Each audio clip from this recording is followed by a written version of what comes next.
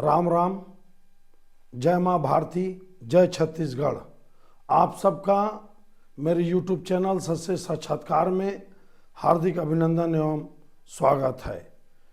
आपसे मैं जो वादा किया था कि छत्तीसगढ़ विधानसभा के बाद मैं कोशिश ये करूँगा कि जो 2024 का लोकसभा चुनाव है उसके चुनाव के बारे में विश्लेषण, उसका आकलन और किस राज्य में कौन कितना मजबूत है और कहाँ पे किसकी कितनी संभावनाएं हैं, क्या समीकरण बनेंगे, कितना गठबंधन एनडीए और इंडी गठबंधन में दिखेगा और कितने कितने लोग कैसे कैसे शामिल होंगे, ये सबके बारे में आपके सामने मैं विश्लेषण लाने का प्रयास करूंगा।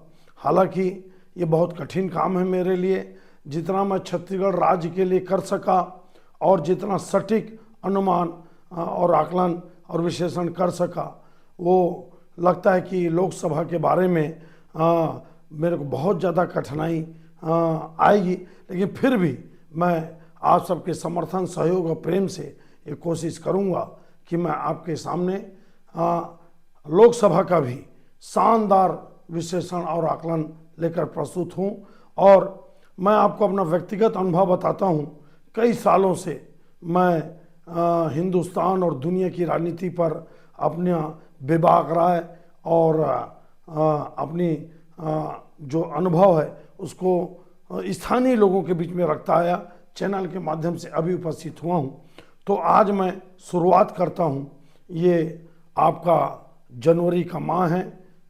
आप राष्ट्रकवि दिनकर जी की कविता से सभी परिचित हैं कि ये मेरा त्यौहार नहीं, ये मेरा दिन नहीं, मेरा तो नववर्ष, भारतीय नववर्ष चैत्र प्रतिपदा को आता है। खैर, वो अलग विषय है। शुरुआत करते हैं लोकसभा के पहला आपके समरी से, पहले आकलन से, विश्लेषण से कि क्या स्थिति है लोकसभा की। देखिए आप, भारत देश राज्यों में और केंद्र शासित प्रदेशों में बटा हुआ है। कुल 543 सीट है, जिसमें राज्य हैं और केंद्र शासित प्रदेश हैं। राज्यों में सबसे बड़ा राज्य उत्तर प्रदेश है, आपको बहुत अच्छे से मालूम है। महाराष्ट्र 48 सीट है, उत्तर प्रदेश में 80 सीट है, बंगाल में 42 सीट है, बिहार में 40 सीट है, तमिलनाडु में 39 सीट है।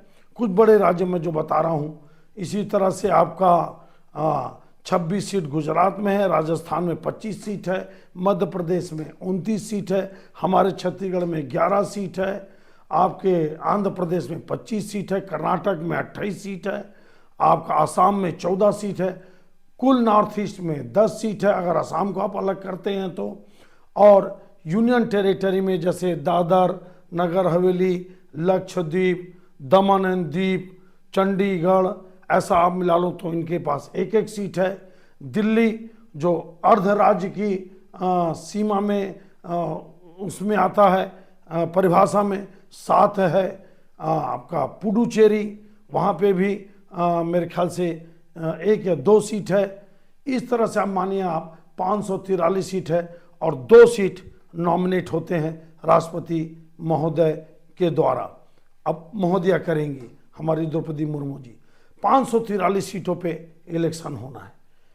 आप ये मान के चलिए, ये माना जाता है कि जो उत्तर प्रदेश को जीतेगा उसका रास्ता आपका दिल्ली के लिए खुलता है। आज की स्थिति में लगभग 62 सीट है भारतीय जनता पार्टी के पास। 2014 में 72 सीट थी, 10 सीट कम हुई क्योंकि मायावती जी और अखिलेश यादव जी मिलकर लड़े। अब आप देखिए क्या स्थिति बनती है।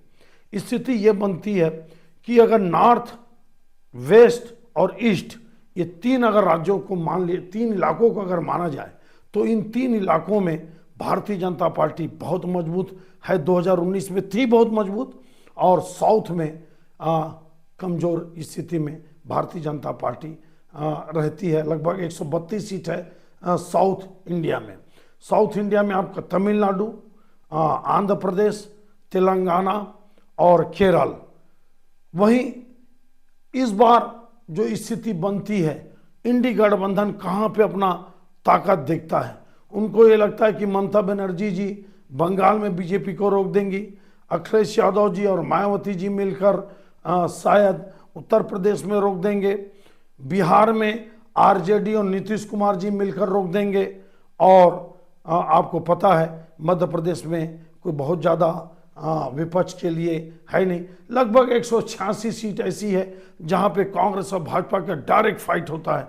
वहीं पे कांग्रेस 2014 और 19 में कमज़ोर साबित हुई, और अभी आप देखिए 1 महीना पहले 3 राज्यों के इलेक्शन में रिजल्ट में विधानसभा के कांग्रेस बहुत बुरी तरह हारी, और छत्तीसगढ़ तो अप्रत्याशित रहा। हालांकि हम लोग बोलते थे कि छत्तीसगढ़ में भाजपा की सरकार बन रही है, पूरा हिंदुस्तान इस बात को मानने को तैयार नहीं था, लेकिन हमारा आकलन, हमारा विश्लेषण लगभग सही बैठा। और अब आप देखिए महाराष्ट्र में ये लगता है कि शरद पवार जी कांग्रेस पार्टी और शिवसेना मिलकर भारतीय जनता पार्टी और शिवसेना शिंदे जी को रोक लेंगे। लेकिन देखिए आप, सबसे बड़ा इंडी गठबंधन के लिए जो प्रॉब्लम फेस आने वाला है वो है सीट शेयरिंग का, क्योंकि ये मान के चलते हैं कि हम लोग एक एक सीट पर सिंगल लड़ेंगे, तो सबसे बड़ा प्रॉब्लम आएगा इनको। हालांकि बंगाल में प्रॉब्लम नहीं आने वाला, वेस्ट बंगाल में ज़्यादातर सीटों पे ममता दीदी ही चुनाव लड़ेंगी, लेकिन महाराष्ट्र में बहुत ज़्यादा प्रॉब्लम आने वाला है, ये मान के चलिए आप। उसी तरह से आपका बिहार में बहुत बड़ी समस्या आने वाली है, आरजेडी और नीतीश कुमार जी। लेकिन आपको मैं बता दूं कि बिहार में, इस बारे में मैं आपको बाद में बताऊंगा कि इंडी गठबंधन, इसके बाद वाली कड़ी में आपको बताऊंगा कि इंडी गठबंधन कितने सीटों पे ज़्यादातर अपने आप को मजबूत मानती है। लेकिन आपको मैं बता रहा हूँ, इन सब के लिए सबसे बड़ा चैलेंज होगा नॉर्थ इंडिया, वेस्ट इंडिया और ईस्ट में भी बिहार, उड़ीसा, बंगाल, ये 3 स्टेट को मानकर चलिए। यहीं पे इंडी गठबंधन अपना बहुत ज़्यादा उम्मीद देखती है। लेकिन आप यहाँ पे भी एक पेच फंसा है कि उड़ीसा की जो 21 सीट है, 21 सीटों में पिछला इलेक्शन 10 सीट के आसपास बीजेपी जीती थी और 11 सीट आपकी बीजेडी नवीन पटनायक जी जीते थे। अगर इसी को आप माने 1-2 सीट आगे पीछे, तो नवीन पटनायक जी हमेशा हर बिल पे, हर मुद्दों पे, लगभग हर मुद्दों पे ये केंद्र के साथ जाते हैं, ये आप मान के चलिए। जैसे चंद्रशेखर राव जी, अब तो उनकी सरकार है नहीं, तेलंगाना में 17 सीट है, ये बड़ा क्रूशियल है, ये कांग्रेस के लिए एक बहुत बड़ा ताकत देगा आपकी साउथ के तेलंगाना के 17 सीटों पे। लेकिन मेरे को लगता है कि बीआरएस अभी भी चूंकि प्रत्याशी गलत उतारी, पूरे के पूरे एमएलए को उतारी, इसलिए बीआरएस की हार हुई, ये मेरा आकलन है। तेलंगाना में अगर वहाँ पे कैंडिडेट चेंज होते तो इतनी लैंडस्लाइड विक्ट्री कांग्रेस की मेरे को लगता नहीं होती। आंध्र प्रदेश में जगन रेड्डी जी आप जानते हैं, हालांकि आज ही की खबर है कि उनकी बहन जो उनकी अलग पार्टी थी वो कांग्रेस में विलय हो रहे हैं, इससे कांग्रेस को फायदा मिलेगा, ये मान के चलिए आप। लेकिन तमिलनाडु में बीजेपी को अकेले लाना पड़ेगा। हालांकि वहाँ पे एक युवा लड़का 30-32 साल का अन्नामलाई, मतलब ये हिंदुस्तान का एक नया नेता बनकर उभरेगा।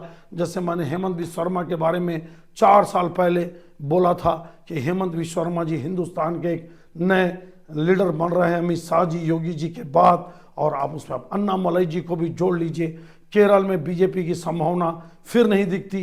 तमिलनाडु में अब अन्नामलाई जी जो 10,000 किलोमीटर की पद यात्रा करने निकले हैं, वहाँ पे वो देखते हैं कि बीजेपी को कितना स्थापित कर पाते हैं। लेकिन केरल, तमिलनाडु, ये मान के चलिए आप, ये 2 राज्य बड़ी भयंकर स्थिति में बीजेपी के लिए होंगे।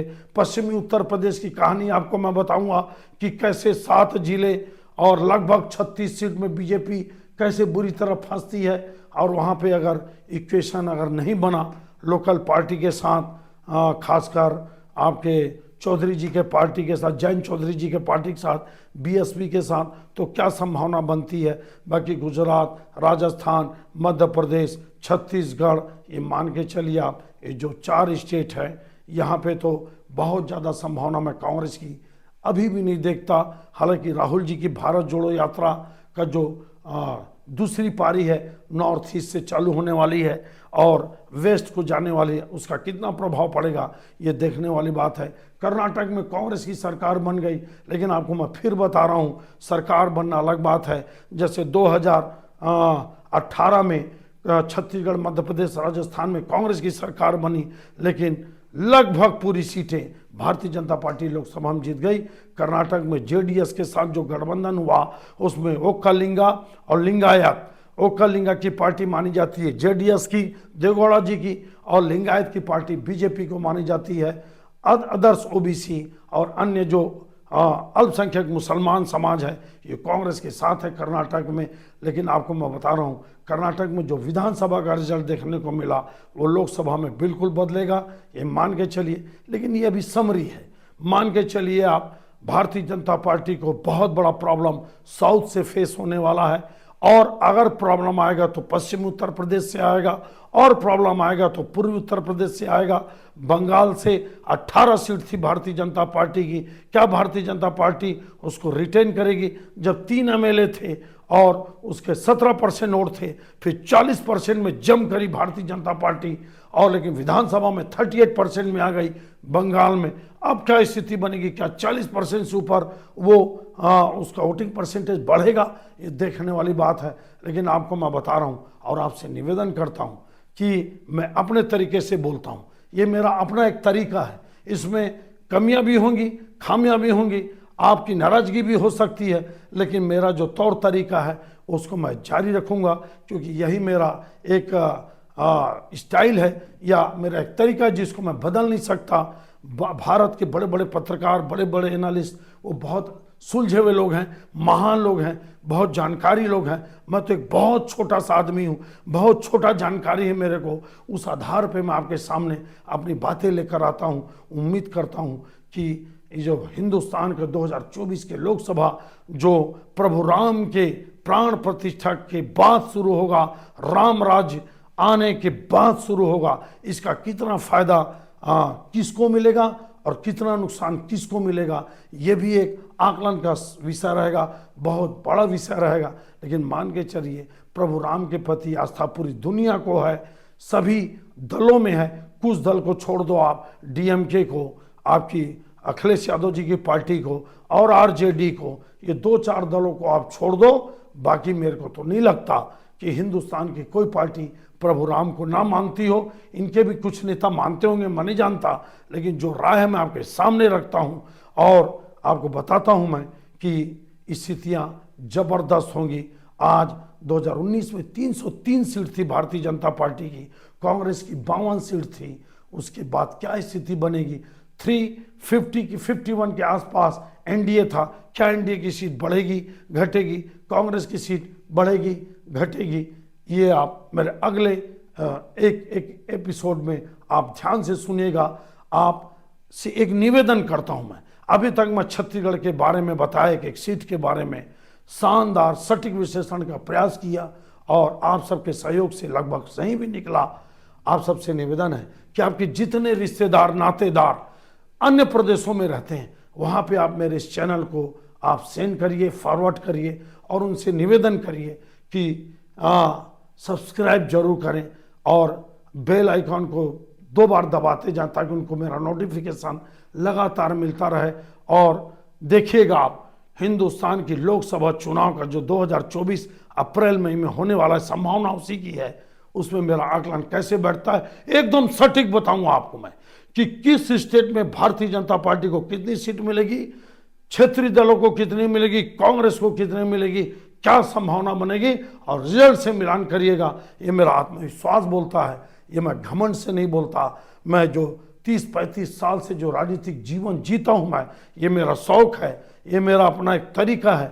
मैं राजनीति में जीता हूँ और राजनीति में ही जागता हूँ और राजनीति में ही सोता हूँ, ये मेरा शौक है। इस शौक को आप मेरा पंख दीजिए, मेरा साथ दीजिए, मेरा समर्थन दीजिए और मेरे चैनल को लगातार सब्सक्राइब करिए। ये प्रथम मेरा विश्लेषण आपको कैसा लगा आप जरूर बताइए। आप सबका बहुत बहुत धन्यवाद।